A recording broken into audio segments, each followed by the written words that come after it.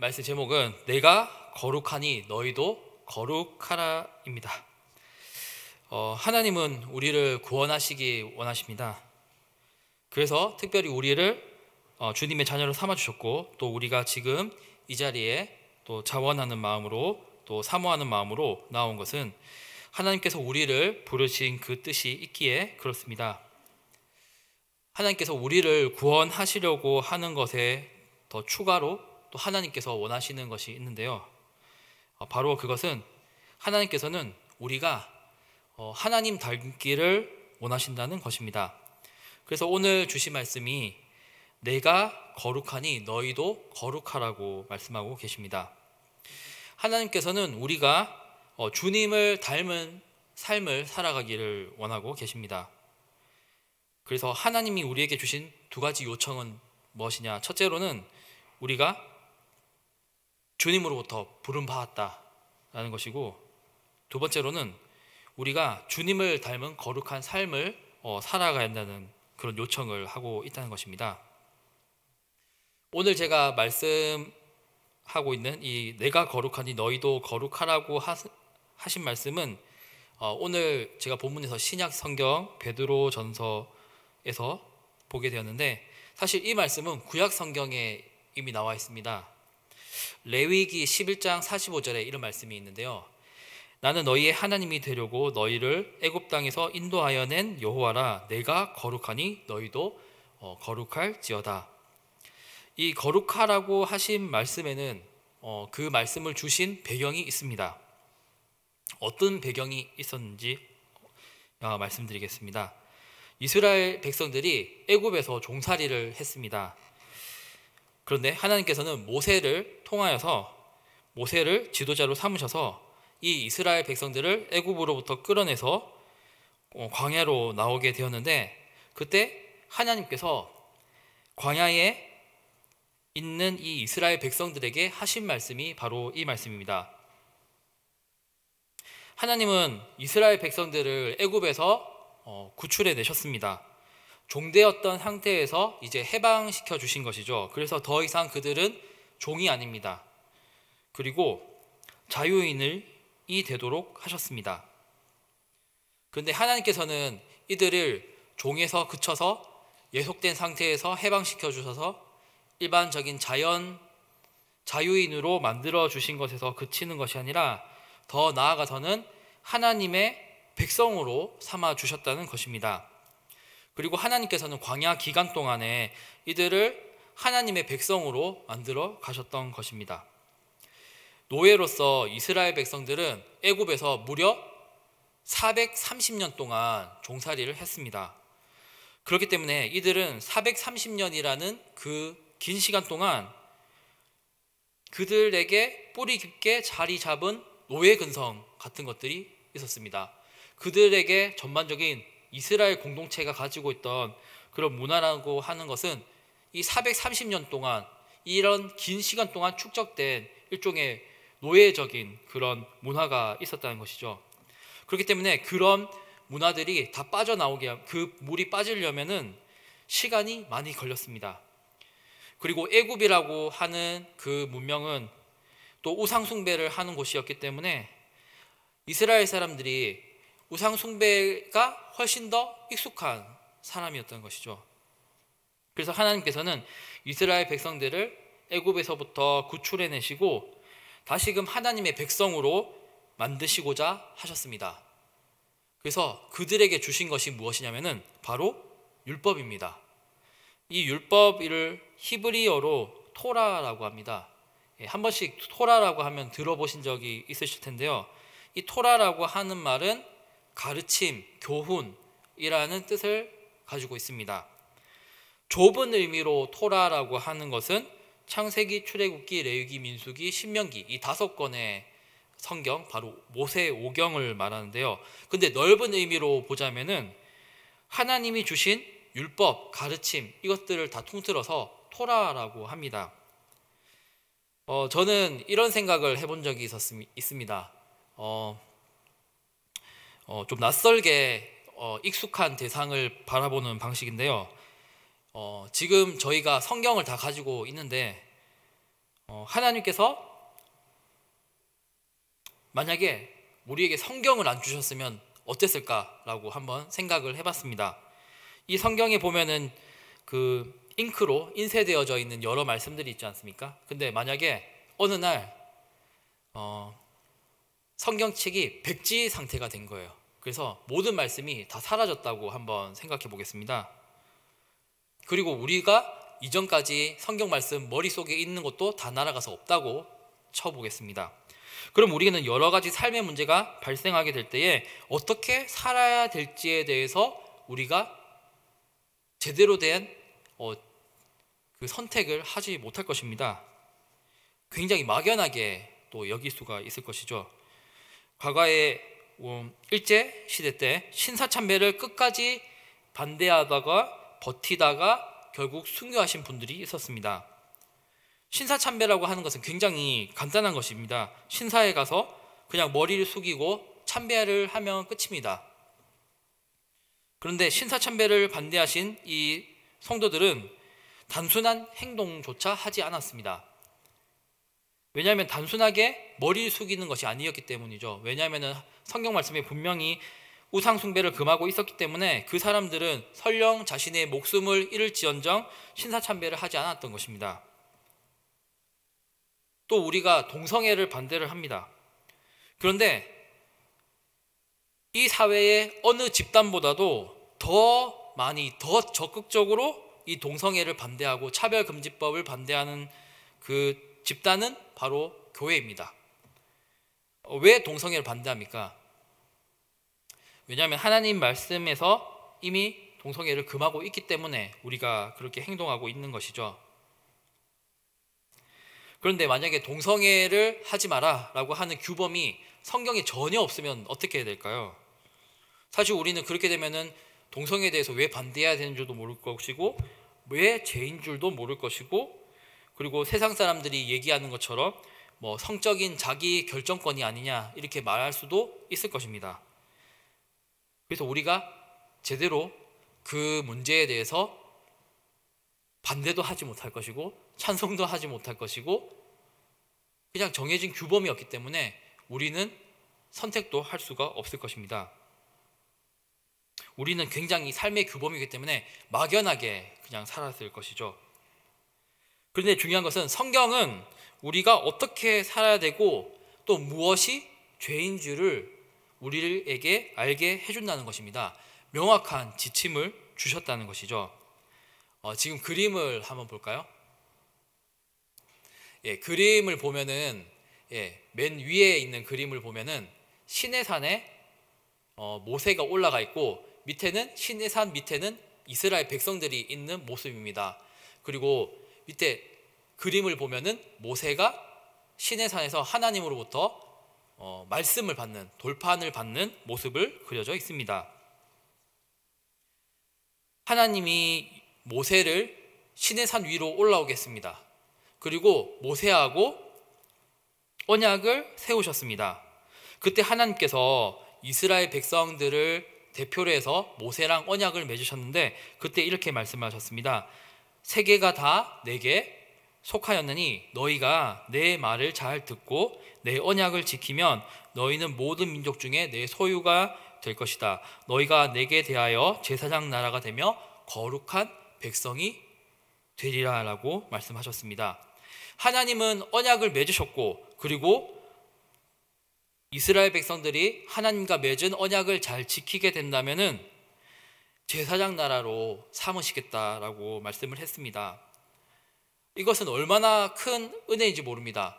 이 세계에는 엄청나게 많은 민족들이 살고 족속들이 살고 또 부족들이 살고 있을 거란 말이죠.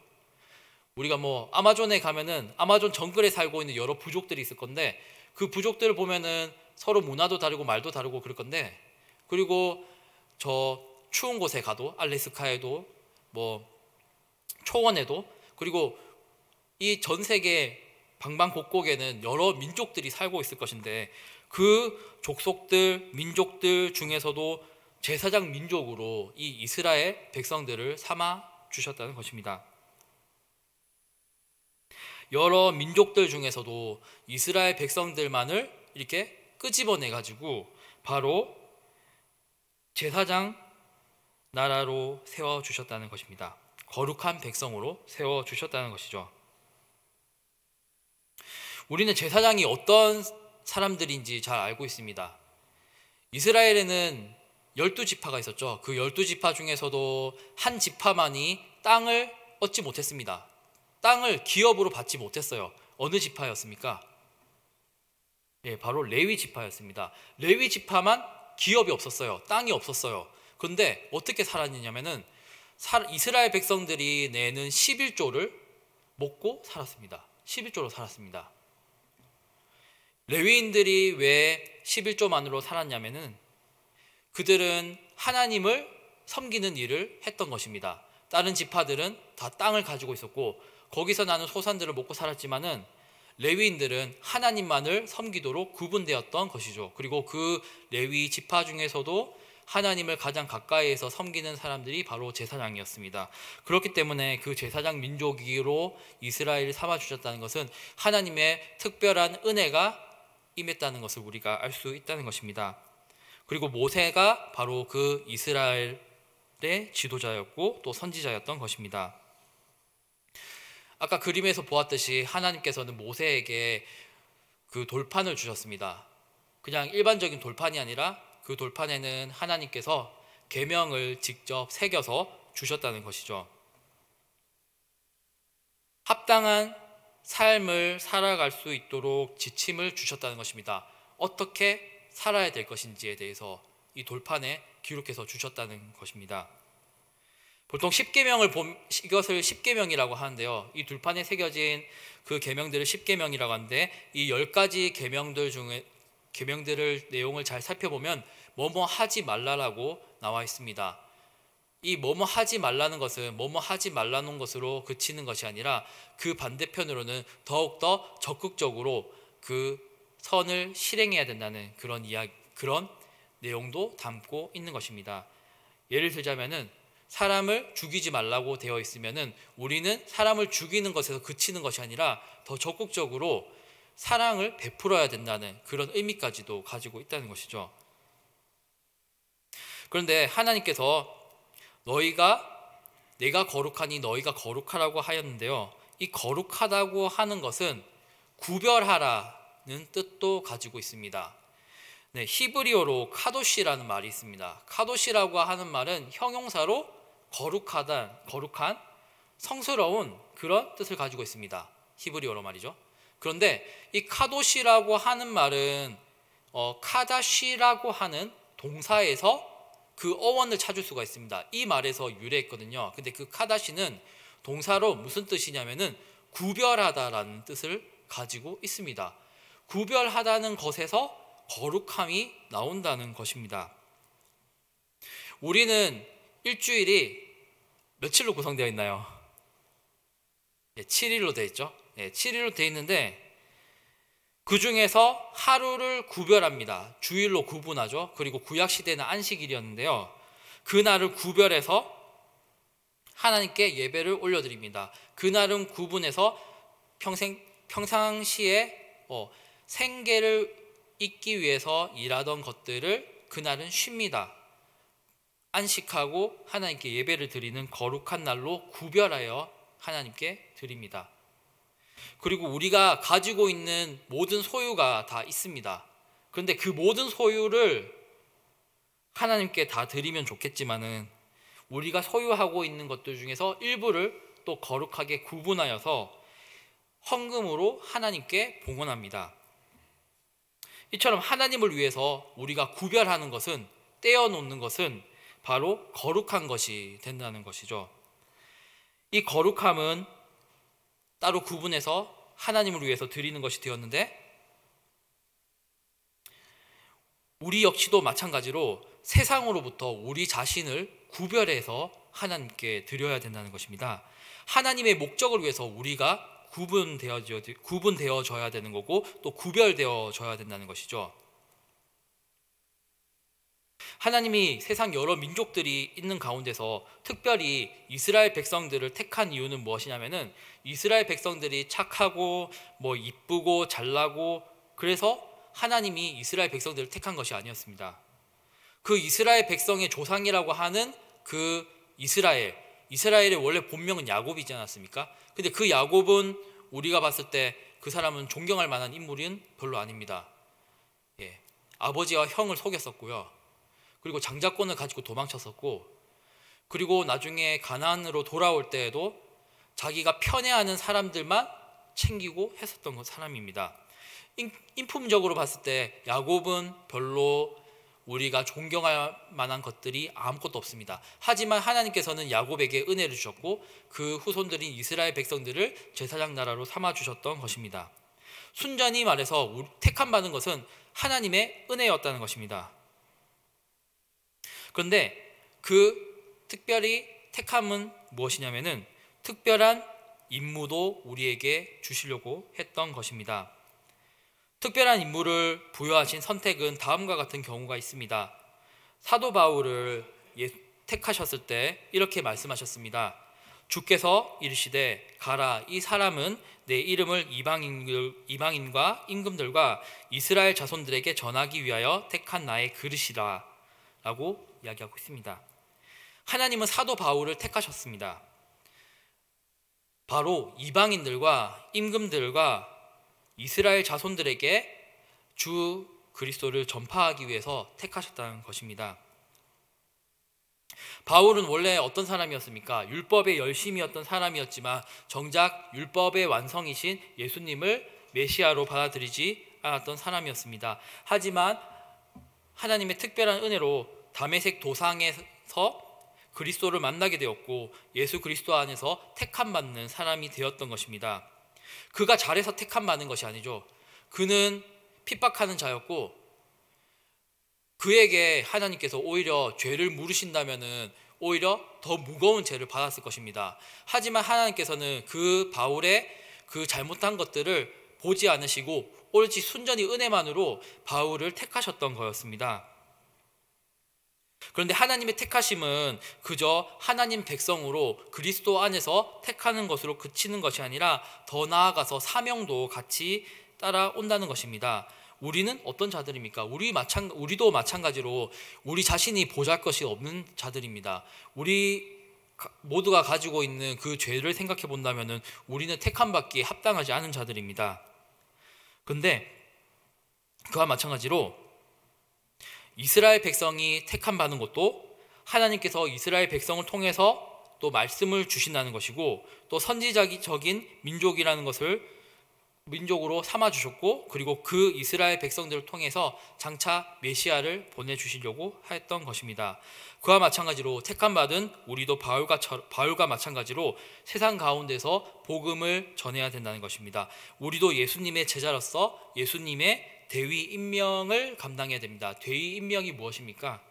바로 우리가 땅끝까지 이르러 그리스도의 이름을 전해야 된다는 그런 사명을 우리도 받았다는 것입니다. 바울처럼 우리도 그런 사명을 받았다는 것이에요. 그런데 이렇게 말로 전하는 복음도 있는 반면에 우리는 말뿐만 아니라 말씀을 살아내야 된다는 그런 책임도 있다는 것입니다. 말로만 하는 것은 사실 힘이 없습니다. 어떤 교육을 연구하시는 분이 얘기하고 있지만 자녀들이 책 읽는 습관을 길러주게 하고 싶으면은 그 자녀에게 책 읽어라 하면서 또 책 사주고 이렇게 해서 그 자녀들에게 책을 읽게 하는 것이 아니라 부모가 먼저 책 읽는 모습을 보여주라고 말들 합니다.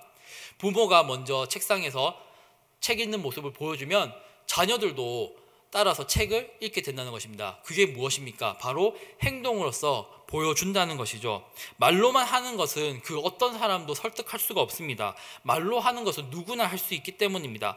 우리는 또 그렇지 않습니까? 직접 삶으로 그 말들을 살아내는 사람들을 더 신뢰하고 있지 않습니까? 그냥 말뿐만으로 그치는 것이 아니라 그 말을 삶으로 실천하고 있는 것을 더욱더 원하고 있고 또 그런 사람들을 또 존경하고 있는 것이 우리의 모습인 것입니다.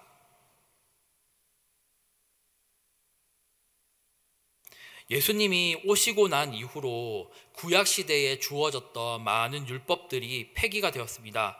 성전 제사 드리는 것들, 정결 규례와 같은 것들, 의식법, 제사법 같은 것들, 우리가 레위기를 펴보면은 늘 깨닫는 그런 너무 난해한 것들, 지키기 어려운 것들이 있는데, 그런 것들이 예수님이 오셔서 다 폐기가 되었고, 모두 예수님께서 완전하게 하셨습니다. 우리는 예수님으로 인해서 그 법이 성취가 됐습니다. 예수님께서 말씀하시기를 율법을 폐하러 온 것이 아니라 율법을 완전하게 하러 오셨다고 했는데, 예수 그리스도로 인해서 성취되었고, 그리고 예수 그리스도의 영이신 성령 안에서 우리는 자유를 누리게 되었습니다.